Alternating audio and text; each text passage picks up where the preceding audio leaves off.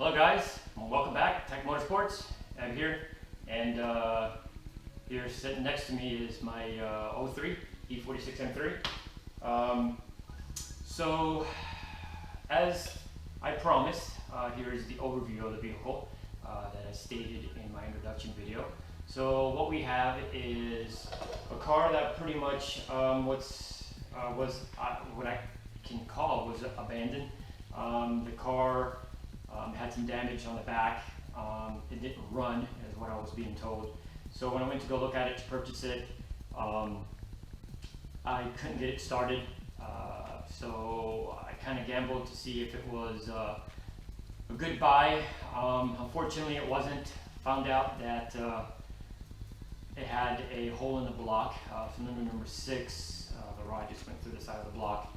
So of course I didn't find this out until I've already purchased it, and it was back at my shop. So the journey began there. As I started outsourcing a motor, I did find one which technically, when I bought the motor, the guy told me it was it had a knock, so most likely a bearing was bad.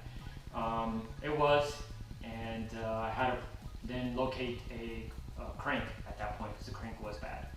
So it took some time to get all those pieces together, and as the time was going on, I purchased a couple other items, being one day that I would get to it.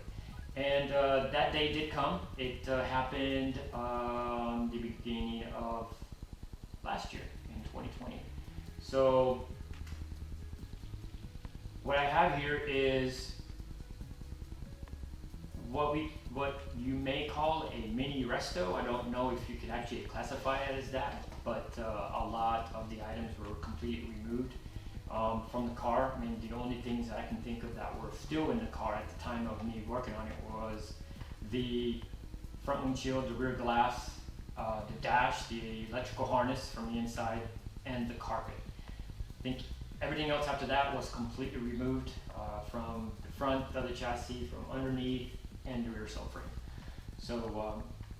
So yeah, let's go ahead and get started and get through some of the journeys that I took on this car. Stand by. Okay, so here we have the S54 engine, 3.2 liter high revving motor, the heart and soul of the car. This engine is it's awesome. It's pretty much how I could just kind of put it in a nutshell. But it's definitely got some issues, and one of the issues is the rod bearings themselves. It is what we classify now as a maintenance item. So what I ended up doing with the motor is I try to keep it pretty much standard. So when I rebuilt it, that's what I was going in, just keeping everything standard. I did opt to go ahead and put ARP head studs, ARP main bearing cap ARP studs, and I did the same thing with the rod bearings. So the rod bearings do have our ARP as well. I also went ahead and did a little bit of research and decided to go with the Bisping Vanos assembly. So it's bulletproof. It's got the bolts from an M5, the pressure spring, I guess is what could be called, from an M5, and it has the Bisping Vanos hub assembly as well to drill out for a tighter tolerance. So the motor was completely disassembled many years ago. So when I started the process of building it back together, I was a little nervous, and nervous being I've never put one together before. So with everything sitting in the box completely torn apart, I had to scratch my head a little bit thinking, holy moly, how am I going to do this? How am I going to put it back together? I don't remember how tearing it apart.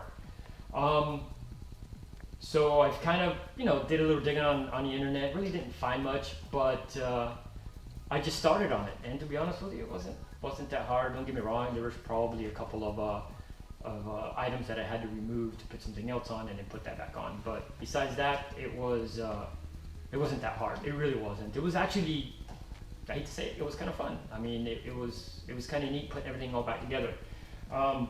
So here's going to be a few pictures of the block itself, some of the parts, and some of the assemblies that went into the engine themselves, so you could see that.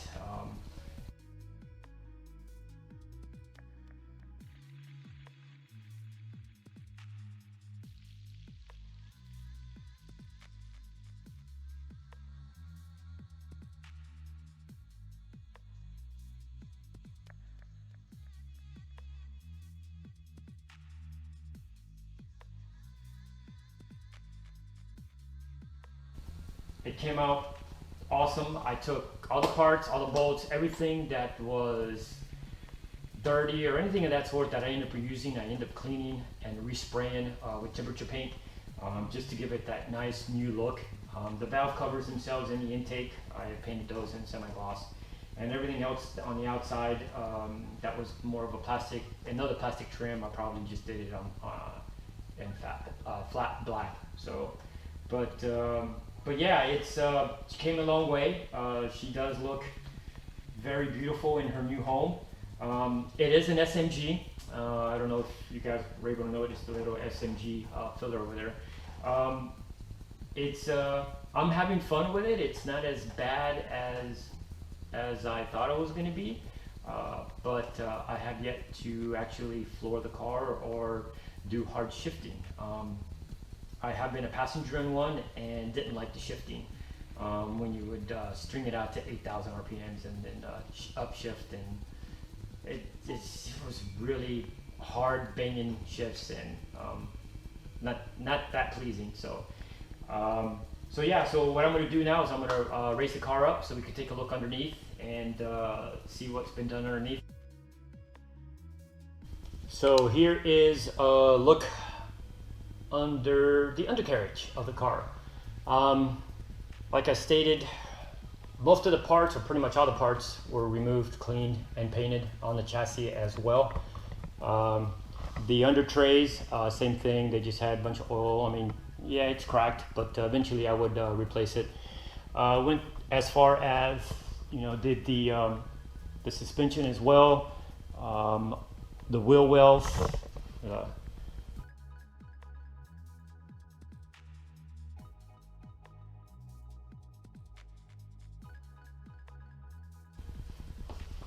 fender liners as well, and even up there, I'm not sure if the camera you could see it with the camera, but yeah, pretty much put a lot of time and effort into it. And the whole undercarriage I repainted as well. Get to that part over here. As you can see, everything all nice and clean. Same thing underneath of the rear subframe.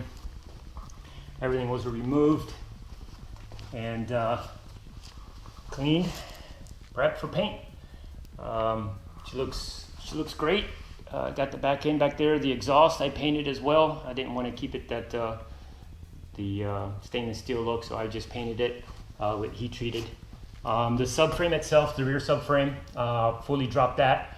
I'll show you a couple pictures of it assembled, and maybe with the parts just laying there after they were painted.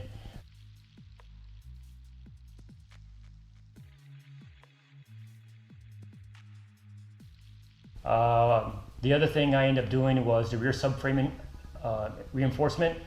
I used the templates that BMW World has.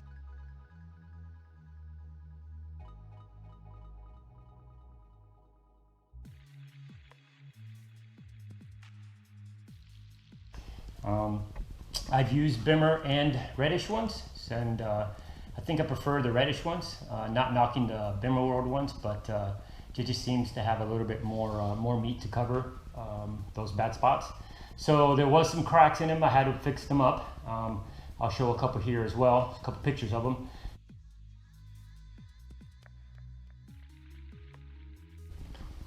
You could see the exhaust. I wanted to do something with the exhaust, but I knew I was going to replace it sooner or later, and I decided just to leave it, which by the time I got done with the car and it back on, I realized I should have just spent the time and scuffed it real quick and just put a coat of paint on it just to make it, to make it match from the headers themselves, black, and then of course the ugly exhaust part, and then the muffler itself is black as well. What I ended up doing is, since I had the whole rear subframe out and I was painting underneath there as pictured here, I went ahead and did the undercarriage, which was the first time I've done, and it was a job that I was doing in the middle. I was in the middle of doing the job, and I realized, what am I doing? Nobody's gonna see underneath here. And I just kept telling myself, it's the end product. This is, once you're all said and done, you're going to love it, which I do, and I'm glad I did it. So it was some elbow grease that was put forward, and it actually turned out to be really, really, really great. So yeah, so as you can see pictured here, the undercarriage was completely stripped. You know, the engine was still in there, and just dropped the fuel lines and stuff, or fuel lines and brake lines, and then had to just get her done.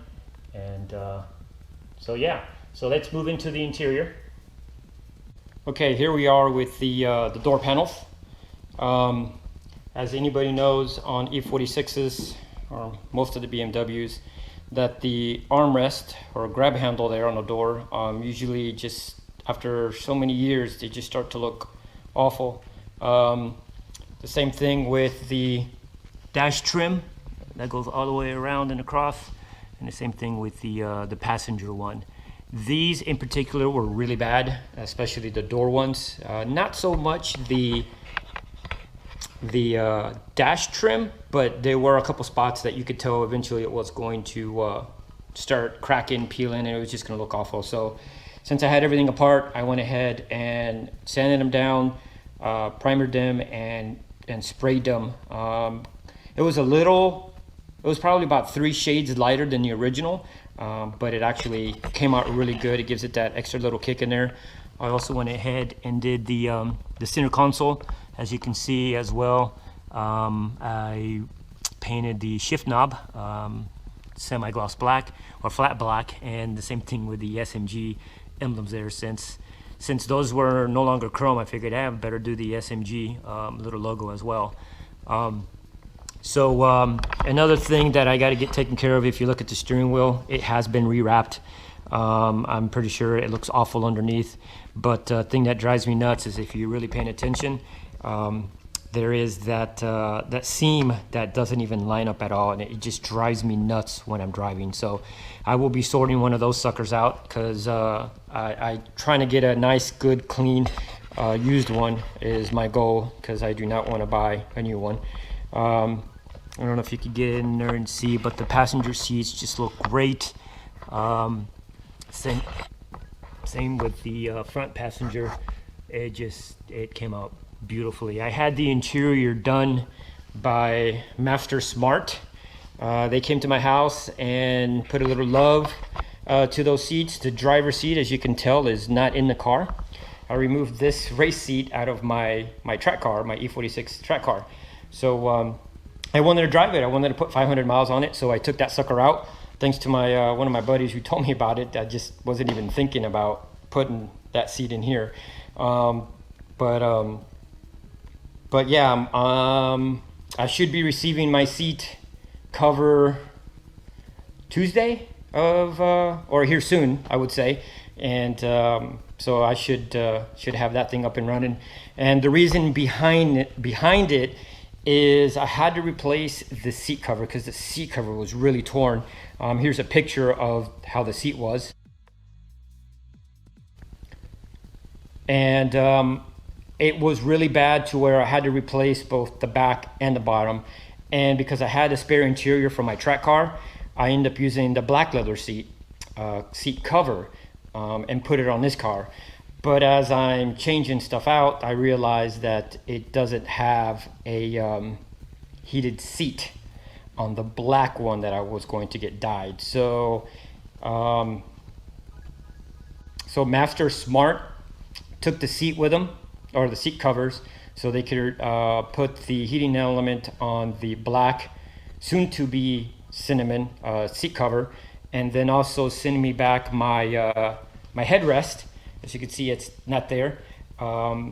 It's going to be also in cinnamon. That was a last minute pull the trigger.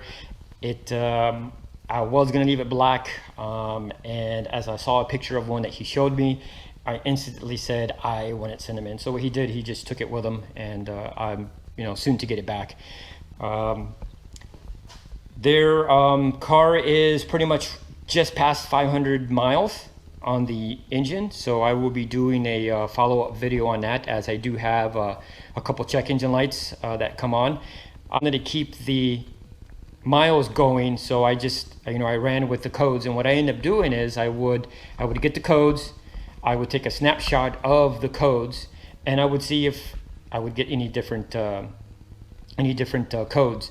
So far it stayed within the 2C engine code, which is, if I remember correctly, that's the thermal oil sensor, and then the 69 code, which is engine temp, and then I would get the fuel one that would come on every once in a while. So those are the three main codes that I would end up getting, which would be fine. The car ran great, but now that I'm going to be doing a 500 mile service on it, currently I did not exceed 4,500 RPMs for the first 500 miles. And now after the 500 miles, I'm going to go up to $6,000. And occasionally I'm going to keep it under $6,000 until I do the valve adjustment. And when I do the valve adjustment, I'll do another oil change. And then after that, I should rev it out $7,000-8,000 or so. But yeah, baby steps, taking it one thing at a time, making sure everything is good. So while the subframe was out, the rear subframe, I went ahead and replaced the bearings for the axles for the rear. I also replaced the output shaft and the pinion seal while I was at it. Replaced the OEM standard trailing arm bushings with polyurethane. So the diff bushings as well are all polyurethane bushings. So there's only 4 standard, 5 with the suspension links itself, the sway bar links, that are OEM. Everything else has been upgraded to polyurethane bushings. Now, I've heard many times that once you do a polyurethane bushings on the differential, that you'll start to hear a little bit of the whine from the differential. And that is true, come to find out. It's not bad. I don't have aftermarket exhaust, so you hear it more. But in all honesty, I'm used to it now, but it is a little bit of a whine. And also, almost failed to mention that while I had the seal out, with the output shaft seals, I looked at one of the bearings and just had a little bit of slop in it before I started taking them out. So I went ahead and replaced both bearings while I was out there, or while I was in there already. So that's been done, so they're nice and snug. On the front, not really much upgrading up front. The only thing I ended up doing was polyurethane bushings on the lower control arms. Okay, so here's the exterior of the car. Nardo gray. I wasn't going to change the color of the car until I started diving more into the rear end of the car with the damage that was done. But it was the second rear end that I ended up installing on a car, or a back end, I would say. So my first car was my Champ car, which I'll picture here.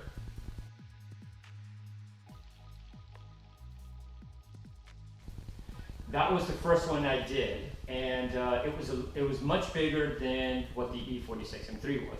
So I figured, since the back end has already raced a handful of times, it's been at Sebring, PBIR, and it hasn't fallen apart yet. So I'm thinking, I'm sure I can tackle another one, try to get it fitment as best as I could. So there was a lot of things that I've learned from the Chunk car that I applied to this one here. So I did, and I went in and removed all the spot welds, every single spot weld that I could get to. Those were removed. So then when I assembled it back together, it would be a spot weld back, not as the machine would, but just a regular weld it would. So I put that back together.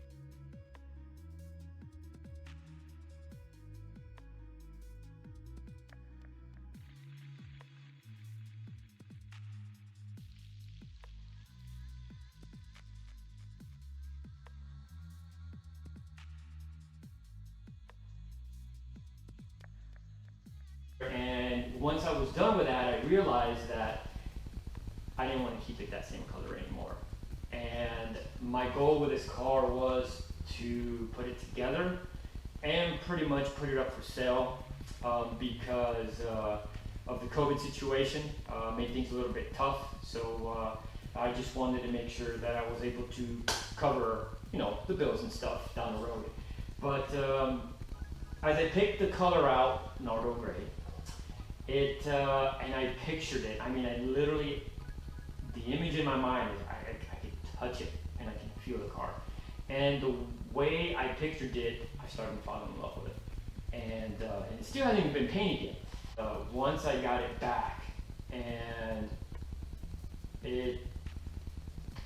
I just couldn't see myself letting it go right away. Now that doesn't mean that, you know, whatever, a year, 6 months, shoot, 30 days from now, who knows what's gonna happen then, if it will be up for sale, but I'm hoping it won't be. I have other things that I can sell that could help things going, but that was pretty much the only damage was in the back. There was a little quarter section back there in the back that had a little dent in it, but nothing else besides the little minor door dings that every car gets in its life. I hope you guys liked my overview of the car. I wish I would have videoed it the entire time I was building it, but unfortunately at that time I wasn't really thinking about, you know, spending the extra time and effort to film and then edit at night, which that's what I'm doing now, which is a very long day. But it is what it is. So here I am just doing an overview. I hope you guys like it. But overall, I mean, in my opinion, it's coming out great. So like always, please like and subscribe. If you know anybody out there that would like the video or like to sit down and just watch it, please send it their way. Try to get as many views possible and as many subscribers as possible as well. So again, like and subscribe, and stay tuned for more videos. So appreciate you sitting here and watching the video. Thank you so much.